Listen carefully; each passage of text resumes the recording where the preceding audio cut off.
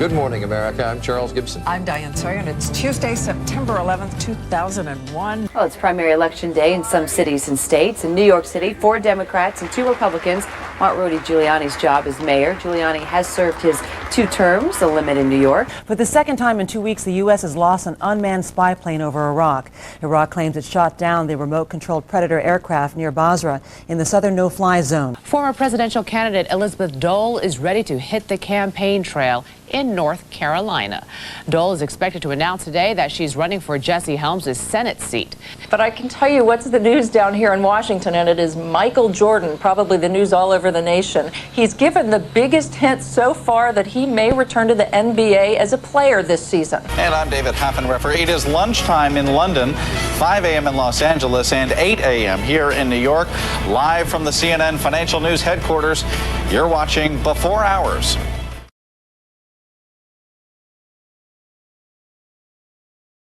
This is breaking news. Good morning, Michael Pomeranz along with Lisa Hill. Some breaking news to report. You're looking at a live picture of the World Trade Center where we have just received word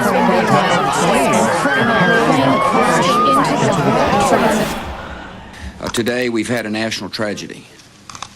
It was a half day that day. It was a Tuesday, and I was in my acting class over in Building 7, which is now the musical theater room.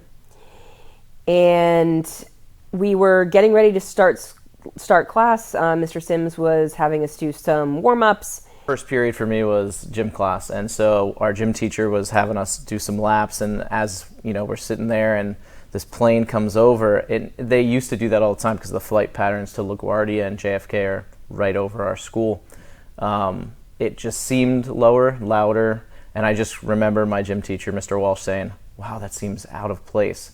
I woke up to a loud crash. I had only lived maybe about like 2-3 blocks from the World Trade Center. I was in the Navy at the time, and our battle group was actually coming back from deployment. I was actually in my office, which is in Queens South, was the borough of Queens South, and we were told what happened, and pretty much we were starting to rally the troops right away. The chief knew the first thing that happened. The chief said, "This is bigger than Pearl Harbor." I was actually supposed to be at the World Trade Center to get on the hub to go up to school because I had a pretty big fellowship meeting that I had to take care of that day. Like, oh my gosh, you guys.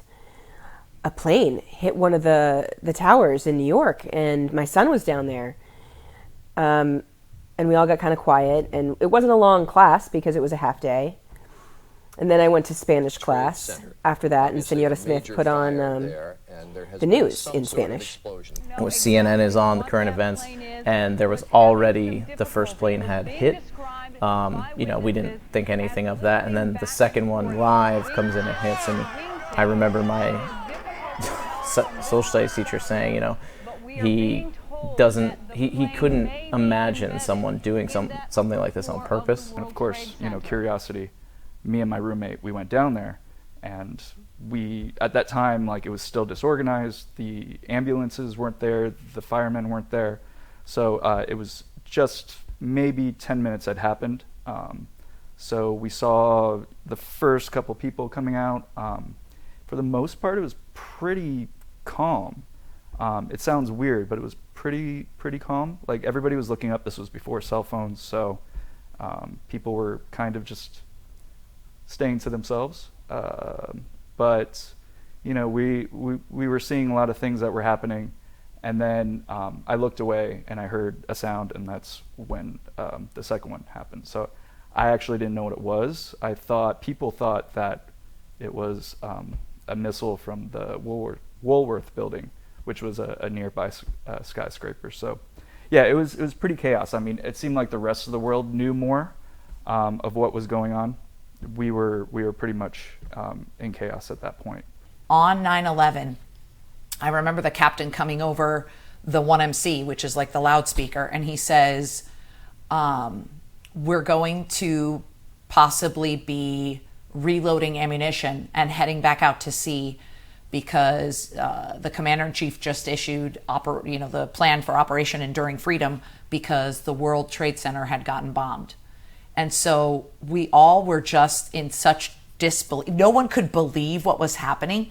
because at that time, during the 5 days that you're kind of hanging out outside the port, you have what's called like the fever, which means you're ready to come back. Everyone's ready to come home. At the time I think I was like 21, maybe 22. My son had just turned 2 years old. So he was with his grandmother in California waiting for us to come back. So we were given the orders that we were going to have to turn around, pick up ammunition again, and head back out to the Gulf.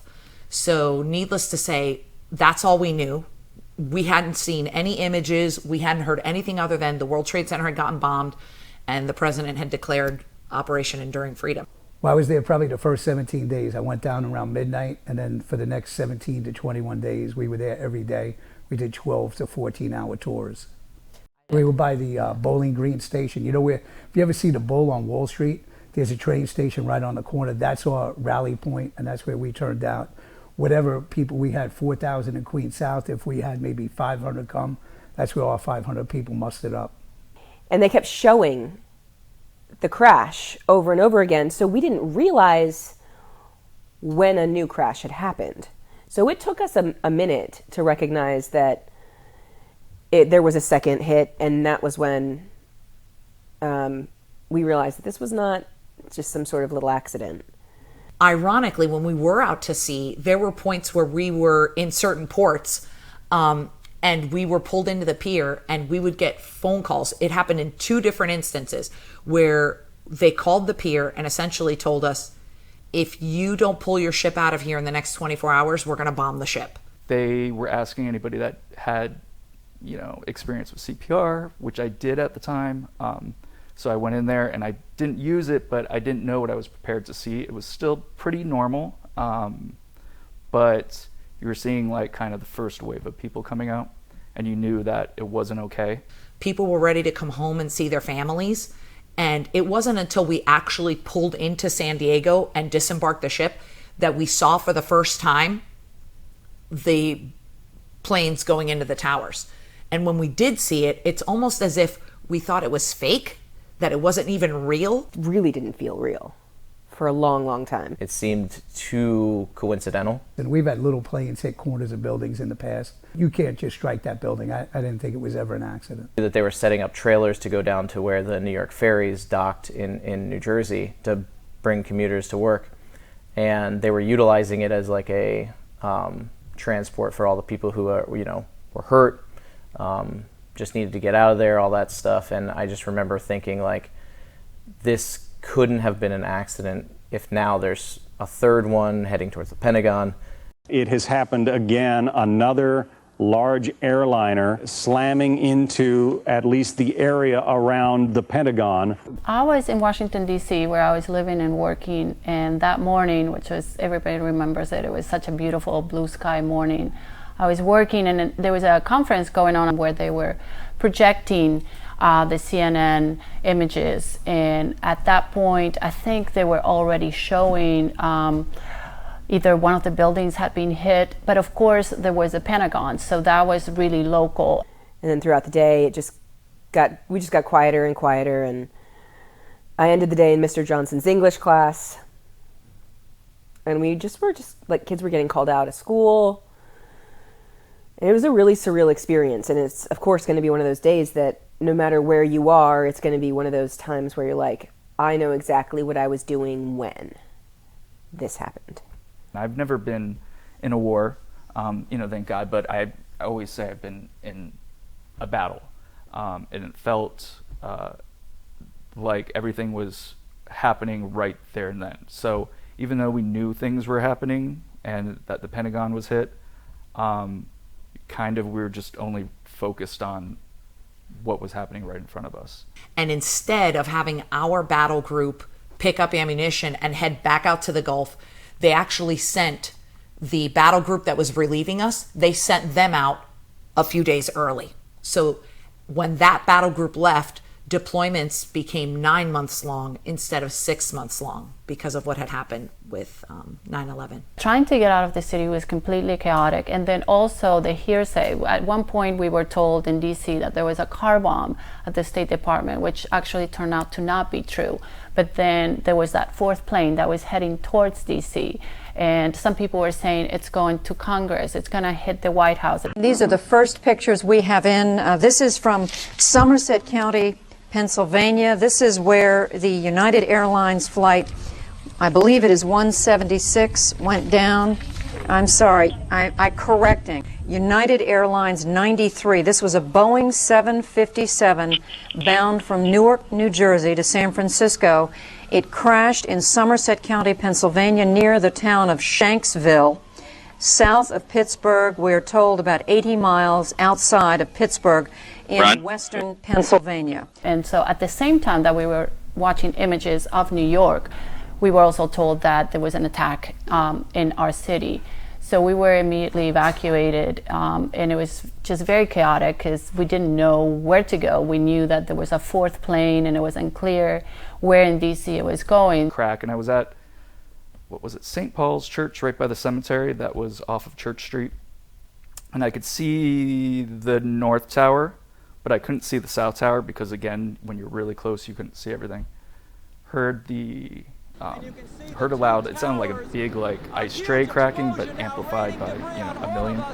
And then next thing I knew, a bunch of people were running, and I was 21, almost 22 at the time, so it didn't register. I was like, oh, people die in stampedes, so I got up on the fence, and I saw all these people kind of running past me. I didn't know what they were running from. Then I saw the firemen and the policemen running, and then sure enough, as soon as that happened, saw this 5-story wall of ash, and turned around and then black, and then managed to get out of it, but I think I might have ducked underneath a car or in a dumpster or something like that. And you'd see the people coming off covered in ash and soot, and it was almost eerie because you're completely fine and everybody around you is completely fine. A lot of people are more worried about who was working that day, if they were I had lots of friends who, some of their aunts and uncles and parents, they took off and weren't there. So there's this weird energy of everybody's kind of okay, and then there's all of these people who are going through this utter, terrible, tragic sense of suspense as if they don't know what is happening to their loved one. And then there are the people who actually were there and dealt with it and had the tragic things happen to them. First instinct I had was where my house was closer to the tower, so I didn't want to run in that direction. And I actually didn't even know where I was running. Most people didn't. I kind of ran wherever the lighter air was. Eventually, when I finally got out of it, it was up past Police Plaza. I ran up Bowery to go to my school, which was Cooper at the time. It was in the East Village. And, I looked back, and I only saw one tower. And I was thinking in my head, what a weird thing that we only have one tower. It's no longer the Twin Towers. And then I finally got to school, and everybody's like, oh, no, they're both gone. So I actually didn't see the second one. But again, in terms of communication, it was tough. Obviously, this is a devastating They're moment gone. in our history. They're gone. The World Trade Center is no more. We do not know at this point the extent of injuries or casualties, how many people were in these buildings trying to get out. We've seen some gut-wrenching descriptions, witness accounts of people hanging out of windows, jumping, trying. That was probably the hardest part, was finally getting in touch with my family. But the weirdest thing was that my house was completely it was in the dark. It was actually used as a temporary morgue. They had a generator out there, and but when we finally got back to our house, when all the electricity, and this was maybe in December, so we were homeless for a little bit, but the answering machine actually had over 50 messages, so it didn't erase it. So it was weird because me and my roommate just spent one night.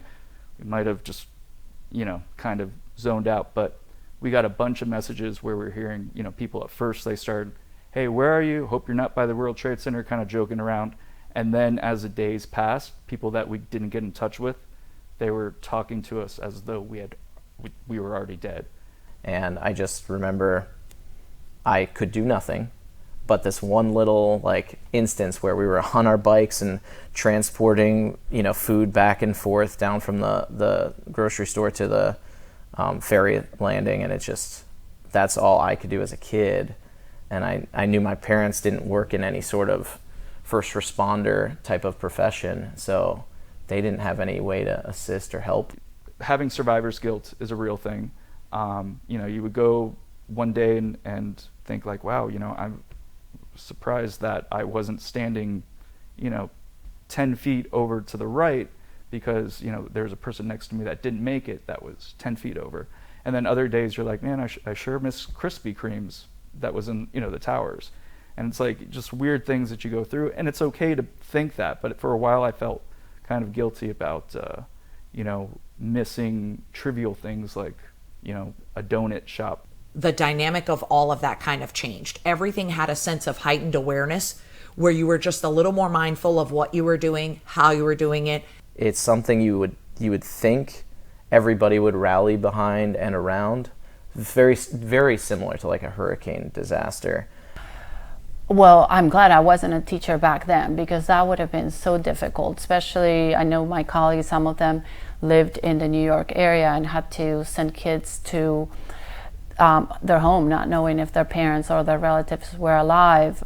My father worked across the water in Jersey City, so all of the people he had business with were in the financial center, and so it was just it really is. It's just so baffling to think about back then, just how scary it was to think that somebody would want to take multiple lives in such a sad way. These were people who killed themselves in order to commit such an act. So I think it's a lesson on, how far extremism can get to, As a young child, seeing it all happen, it made me way more terrified of what could be in the future, and things since then have happened. We had the Boston Marathon thing, and then obviously just natural disasters, not just terrorist stuff, have happened, and it's just, that you go through this life and you hope that you have a winning lottery ticket where you don't have to see the negative or bad side of these tragedies and these disasters, but it could happen in an instant. So it made me have a huge sense of do not take the moments you have for granted. What happened was I started making totally different work, because at the time I was making, or before, the sort of artwork I was making was they're narrative, personal pieces about my own life that had some humor in them. And I had this big show that was coming up, and they were still putting it on, and I changed everything that I was supposed to do with my work, because I was like, how can I continue doing what I was doing after what we've all encountered and been through? So my work became more about being contained in this large rolling mess. And I don't want to say it was about trauma, but it was about movement, and they became a little more aggressive, and a lot of different things kind of got integrated into the work. I remember at school I think we had 3 straight days of we had no class. We just came in, we talked with guidance counselors, they even had mental health officials at school. Pivotal moment in my in my experience being in the military, only because I was in for 6 years. I wasn't planning on being a lifer, as they call it when you serve for 20 years. I was there for college money. I knew I was there for college money. And once I had a family, I knew that it made me admire all that much more people who do stay and sacrifice time with their families to do that kind of job. But I then realized how valuable it was to make the most of that experience and take away from that experience that in any moment in our country, we need to value what's good about our country, even though sometimes it's difficult. Because even in the midst of all of that tragedy, once we got to see what was happening on the news and what had happened in the moment that it was happening while we were out of, off the coast of San Diego, we didn't see the immediacy of how people banded together, how people sacrificed their lives, how people just came together in a way that emotionally and profoundly changed people as individuals and as communities and as a country. You had people that left the NFL like Pat Tillman, a guy named Coffey. They turned down millions of dollars and they joined the military. So it was patriotism galore. People from Texas came.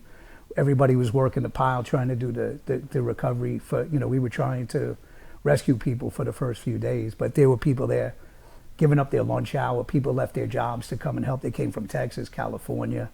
Even after weeks and years of just 9/11 happening, you saw that we grow strong together. When hurricanes happen, we bond together, and it's kind of a bit, I would say, a little depressing that we wait for those negative things to happen before we say, hey, we're a team. We're all, the human race. We all need to, make sure we survive this life together. Instead, we kind of divide ourselves, and it gets to be, a sad situation. It wasn't like that, unfortunately, because people, when something happens, people want to blame, another group of people. So it's a different experience for, who you are and who your background was. There's a lot of people that were being, persecuted. Politics were aside, as a country, politically, political parties, everything else, everybody was united. You can talk to a stranger on the street.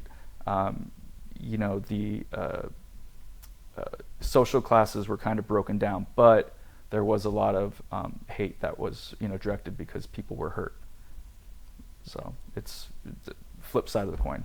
In spite of all of the division, I think there were so many acts of heroism that day. So we know what people did in New York in terms of going into buildings that were on fire and just putting their lives on the line to save others. And then you go on with the long-term effects. And to be honest, we're still feeling the long-term effects of that. And we will be forever, because this is a landmark event. This is something that's going to change history forever, no matter where you live. It doesn't matter if you're American or anywhere in the Middle East. This is going to impact your life. Everybody goes through their, own 9/11s. They might not be as large of a scale, but there's things that you have that you can either completely let it, engulf you and bury you, or you can use it to, grow and grow as a person. And you're really discovering who you are and what you can do, and being nice to others. That was something that I took from it. And yeah, I mean, the world changed in a certain way, but we've all learned from it. I don't think I take anything for granted anymore. We actually, in AP Lang, in years past, we would teach the actual speech that George Bush gave after 9/11, because in our class we talk about, how is it that rhetoric can be used as a tool to provide meaningful, valuable, and therefore effective communication. So when George Bush gave that speech after 9/11, it was a pivotal moment in history, because it was the first time that there was any kind of attack like that on American soil. And the words and the speech that he created, or those words were carefully chosen to speak on a lot of different levels, to address a lot of different sensitivities, but more importantly, rally the American public together to remind them of why we're always, regardless of our differences of opinions, values, we're very lucky to be Americans, and we're very lucky to live in a country where we can exercise rights as Americans. And I think in that moment, he said that it was a good moment for us to remember why we rally together and why it's important to not forget how valuable it is to be in this country. Each of us will remember what happened that day and to whom it happened. We'll remember the moment the news came, where we were, and what we were doing. Some will remember an image of a fire or a story of rescue. Some will carry memories of a face and a voice gone forever. And I will carry this. It is the police shield of a man named George Howard, who died at the World Trade Center trying to save others. It was given to me by his mom, Arlene, as a proud memorial to her son. It is my reminder of lives that ended in a task that does not end.